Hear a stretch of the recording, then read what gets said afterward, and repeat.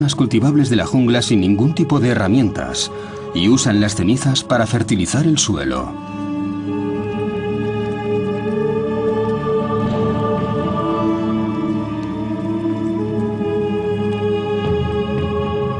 El maíz ha sido el alimento básico en estas regiones de Centroamérica durante varios miles de años. Empezó a cultivarse aquí hace unos 5.000 años.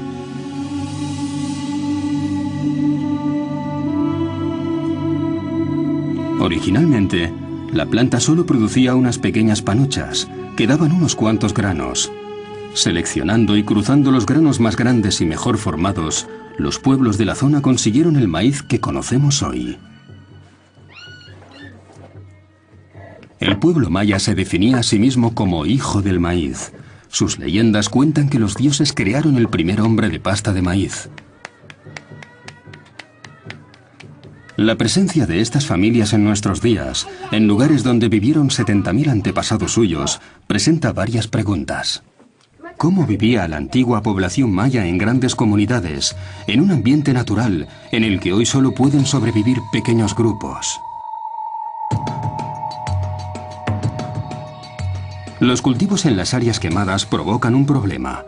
El suelo se agota rápidamente porque no es fértil por mucho tiempo. Los mayas dominaban varias técnicas de cultivo que daban mejor rendimiento que las de hoy, pero también tenían limitaciones. En el siglo VIII, las ciudades mayas estaban en plena expansión. La creciente población excedía de sus capacidades de producción y hubo periodos de hambruna.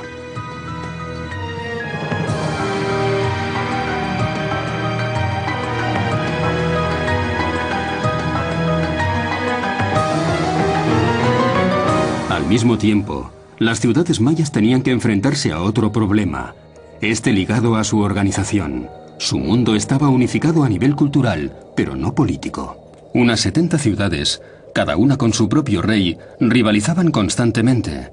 Tikal y Calakmul libraban feroces batallas por la supremacía.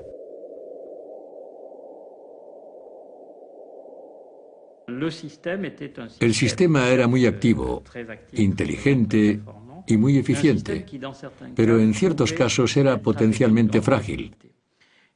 Una fragilidad debida a la inseguridad y a los continuos conflictos.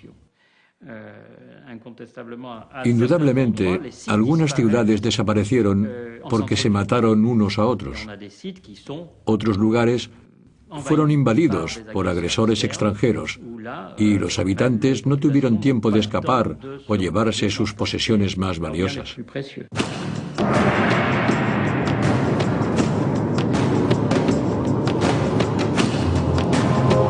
En sus primeras investigaciones, los científicos creyeron, un poco inocentemente, que se trataba de un pueblo pacífico. Hoy saben que no era así.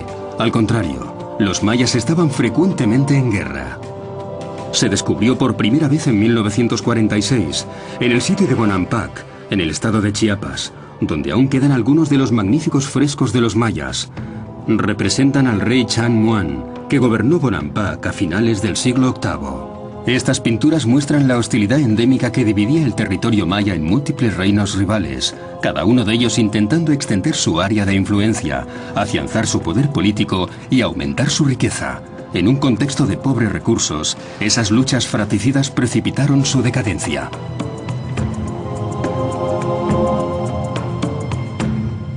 A partir del siglo IX no volvieron a esculpirse nuevas estelas y no se construyeron más monumentos. Muchos lugares muestran signos de conflictos y destrucción. Su mundo cayó y desapareció en pocos años.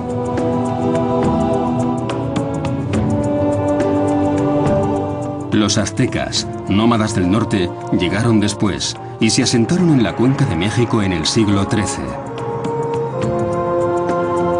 Impresionados por las monumentales pirámides de Teotihuacán, abandonadas durante siglos, pensaron que la ciudad había sido obra de los dioses.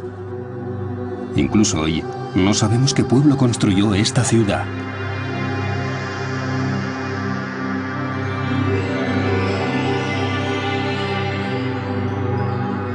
Los toltecas, que dominaron esta zona hasta el siglo XII, eran despreciados y tenidos por salvajes, pero los aztecas los admiraban y se instalaron en el territorio que un día ocuparon. Los aztecas buscaban una identidad atrapados entre el deseo de asentarse y fundar una brillante civilización que reflejara la anterior a ellos, además de sus costumbres nómadas y de valerosos guerreros.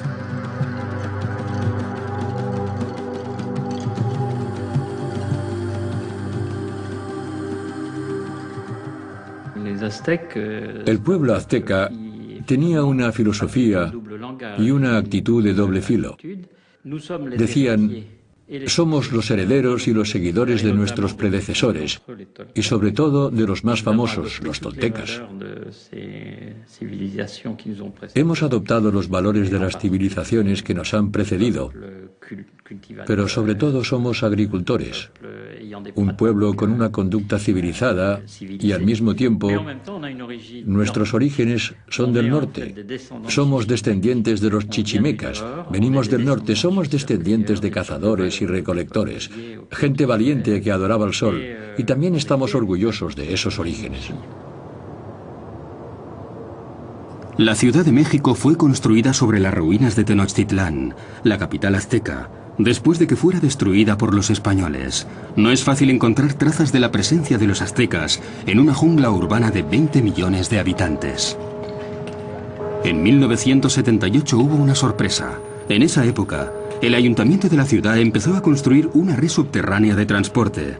Cuando se iniciaron las excavaciones, los obreros encontraron unos objetos extraños. El arqueólogo José Álvaro Barrera Rivera narra este increíble descubrimiento.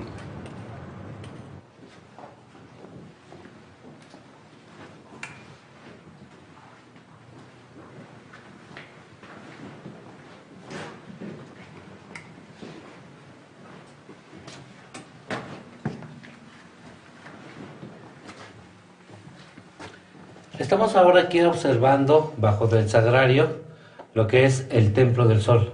Este es el muro norte del Templo del Sol. Es un templo que está dedicado a Tonatiuh, el dios solar.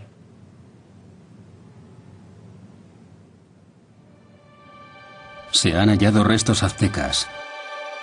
Los españoles construyeron la nueva catedral de la ciudad sobre los restos del centro sagrado de la antigua capital azteca, que constaba de 12 templos.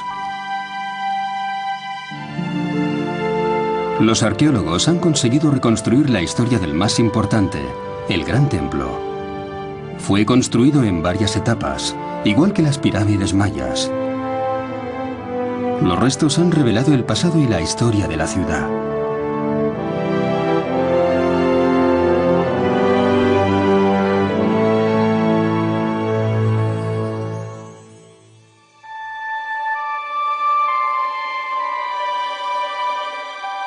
Donde hoy está la Ciudad de México, a una altitud de 2.200 metros, hace 500 años había un lago, el Texcoco.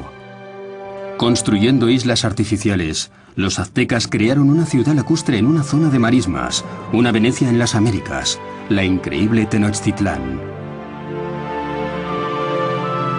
Cuando llegaron los europeos, esta ciudad albergaba 300.000 habitantes, algo extraordinario para ellos. Tenochtitlán era una de las mayores metrópolis del mundo en aquella época. En el centro de la ciudad estaba el recinto sagrado, con el gran templo, cuyos restos se han hallado.